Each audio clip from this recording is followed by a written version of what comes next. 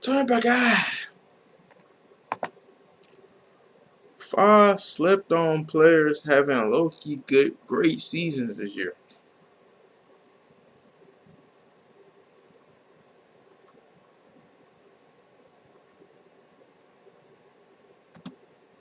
The NBA is a star-driven league, and obviously what comes with that is a level of coverage that tends to mostly focus on the guys at the top. The big names are the drivers of conversation and debate throughout the space, and they're the ones the fans pay the most attention to, so naturally, they're the ones that get the most hype. However, with that being said, there are always quite a few impressive performers that fly below the radar each season. Then that's what I'm here to discuss today.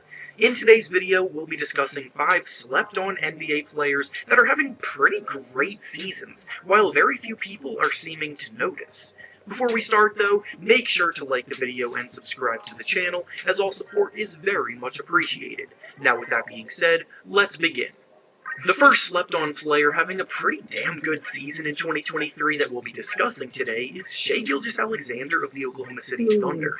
Of course, Shai is probably the biggest name that will be on the list today because he is a player that most know as a borderline all-star talent, but I don't think many realize just how incredible the performances that Shai has been putting up this year have been. We've seen some unbelievable scoring.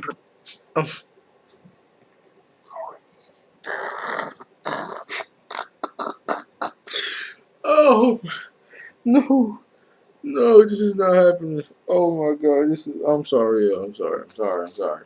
This is something's going on right now. Oh.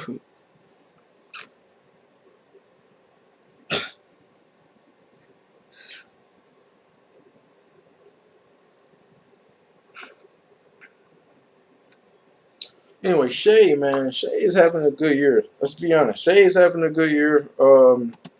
Performances this year. We know Shai's like that, you know. The overall output in terms of scoring this year is way up compared to previous seasons. But in the midst of all of that, Shai has actually been amongst the league leaders in the entire NBA in points per game.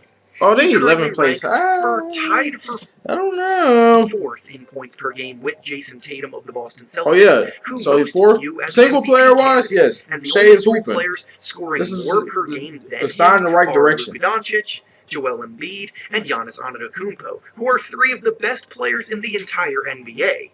Playing on the Oklahoma City Thunder definitely contributes to how underrated he has become, because they're not a team playing on national television for the average fan to see. Honestly, and bro, their rebuilding has. I know how I'd be trolling like the bullshit. Wanyama,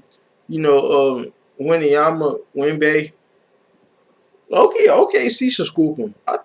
I think he will go hard with Shai. I think that would be hard. I think that would go crazy. I think that would be nice. I think that would be a nice compliment. Tuned a lot of people out to their situation as young a whole, team. But this is I think it would be nice. It can be like, you know, player racking up empty numbers on a bad team. The Thunder may not look like a really good on paper, but they compete very hard on a nightly basis, and are actually winning more games than expected, being just a game back of the play-in tournament. Shai has become an elite playmaker who stays under control and gets to his spots with ease, and when the Thunder eventually do start winning games, the world will wake up to how good he actually is. No, Shai, the next slept-on player we'll be discussing today. Now, this is probably the most slept-on one of the list. I'm not gonna lie, when this trade first took place, when it went down, I was like questioning it, low key. Everybody questioned, which is normal, because like. I can see like an 80 ball. I wouldn't even been mad if I seen like a 75 when they even went off. Cause I kind of felt like, you know, like that was fair. But he got the 110. It was like, it's kind of, they'll go to the Knicks again, making another bad move. But then you see he hooping this year. You know, he hooping. So you gotta give credit when credit is due. So that's me. Hey, I wasn't hating on it. I just slept on it a bit because I wasn't sure. You know what I'm saying? Like, the Knicks still not winning. We know that. Same way, okay, we know they're not winning. But I'm not going to lie. New York Knicks, apologies. This is a step in the right direction. I didn't doubt Brunson. I know Brunson can hoop. I just thought they overpaid him a little bit. But he really he hooping. Jalen Brunson's hooping. Rookie having a great season is Jalen Brunson of the New York Knicks. Brunson experienced a pretty impressive coming out party in the postseason last year when Luka Doncic was out for most of the first round series against the Jazz, and in his place, Brunson exploded. It also happened to be a contract year for Brunson last year, so in the offseason, Brunson used that leverage to get himself a nice payday from New York, but by doing so, people questioned whether or not he would actually live up to the price tag, especially in a team coming off of a pretty disappointing season. Well, halfway through the year, Brunson has been silencing those critics, but the critics have seemed to stop caring, hence why he's on this list. Brunson is having far and away the best year of his career this year for a Knicks team that has bounced back very well as a result of it, and yet there still seems to be a weird stigma surrounding them that I can't quite put my finger on. The Knicks went from... You know what I like to see actually in general? I like to see like a good 2 years from like, you know, players in general for me to be like, okay, they could be something. You know what I'm saying? Because sometimes people, and I'm not saying with him, I'm just saying in general. Sometimes players can have like that one good year and they sucked and they, like, for example, Ben Simmons, like, the playoffs and the play-in tournament last year, it's like, what the fuck going on with you, bro? Race in 6th place in the East, and Brunson's presence has been a big reason why. He's averaging 22 points a night, shooting the ball very efficiently, making 47% of his shots and 39% of his threes. He's dishing out about 6 assists a night, and the way he controls and orchestrates the offense has been something that the Knicks have desperately needed for a while. He should be getting legitimate All-Star buzz in the East, but yet when you look at the current voting for the All-Star game, he's not even a top 10 vote getter at the guard position. The next slept-on player having a low-key great season this year is Jeremy Grant of the Portland Trailblazers. Jeremy Grant is another player recently acquired by his current squad, and the change of scenery is doing him a ton of good. Grant's...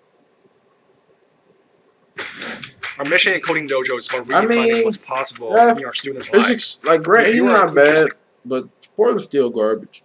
What the Knicks at, honestly? Has been interesting to monitor because he started off as a very raw prospect, developed into a reliable two-way playoff team, then he went to Detroit to prove that he could be a go-to scoring option, and now in Portland, he's putting it all together for a team with playoff aspirations. He looks very comfortable as a secondary scoring threat alongside Damian Lillard as he's putting up about 22 points per game, and he's shooting the ball better than he ever has in his career, making 49% of his shots and 42% of his threes. He's another player who people would discredit because of his production coming on a lowly rebuilding team previously, but now he looks even better on a squad with actual expectations. The fact that he's worked hard to the point where his jumper is a legitimately dangerous tool at his disposal is massive, because he was always an effective slasher and finisher at the basket, and now that defenses have to respect him from the outside, he's leveling up as an overall scoring threat. He's going to be a free agent this summer and will likely be looking for a hefty payday, but based on how seamless of a fit he and the Blazers have been together, I think the team will definitely be looking to bring him back. The next slept-on player having a low-key great season. The thing with Grant, he's hooping. Most definitely hooping. Should he trade? Grant started to show that he can hoop. Maybe he should go, no, I guess Grant should like kind of build up. If you want a bigger bag, he probably should stay there a couple more years. Get some more hype. But sometimes I like to see decent players on help a team win. You know what I'm saying? It just makes sense. That's what I like to see. This year, they probably should put him on the Kings, low key. Orlando Magic. What the fuck happened? Wagner, in general, is probably one of the most Grant Hill bucket. And they say he got the jump shot now, so that's what's up. That's what's up. Fran Wagner ain't like a rookie, so the NBA as a whole, you expect the rookie to start turning the stars.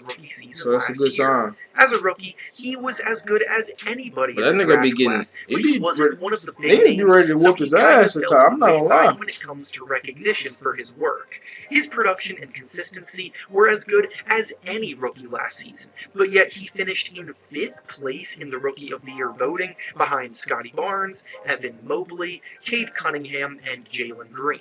This year, he's taken a pretty notable step forward, and once again, I haven't heard a peep about it.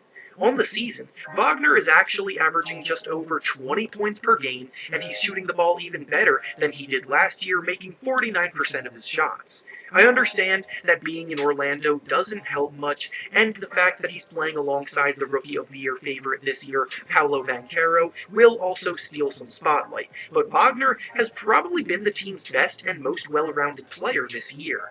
He's not only a very reliable scorer, but he's also a good passer and has been used as a primary ball handler at times due to injuries to the team. He makes smart plays, and he plays hard on both ends.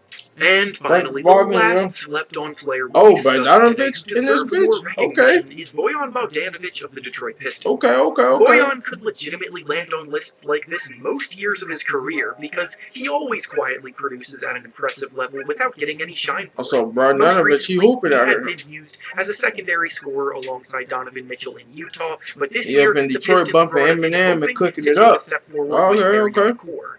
We all view the Pistons as a rebuilding team, but I don't think before the season the Pistons viewed themselves the same way, because they had the ambition to try to push for a play-in tournament appearance based on the moves that they made. Unfortunate injuries like losing Cade Cunningham for the season, along with the fact that their young core just wasn't quite ready for that leap yet, has kept them near the bottom of the standings, but Bojan is hooping for them. He's scoring a career-high 21 points per game. He's shooting the lights out, making 42% of his threes. And he's going to be a prime candidate to be moved at the trade deadline. Right now, he's doing well. Yeah, I think they're gonna trade him. I don't. Guys ain't like old, getting old without shit, getting so in the way of their development. But realistically, he like some he's player not the going Bucks to be a go scoop Piston up for much longer because there will be interest from competitive suitors. And with that being said, though, that's all I have for you today. Make sure to like the video, subscribe to the channel, and comment down below. Yeah, I think he should get. Yeah, I think he should go somewhere. Like, good team be for him. Probably Lakers need some shooters. They should try to get him. Shit. Who else here be good for? Let's check the standings, man. Look at the squad. It's a good team. Mavs could scoop him. Pelicans, if they want an extra shooter, why not? Philly, Cavs, Knicks, Miami. The Knicks are type to pick them up. You know what I'm saying? But slept on this season. Thanks for watching. Hey, man, what y'all think?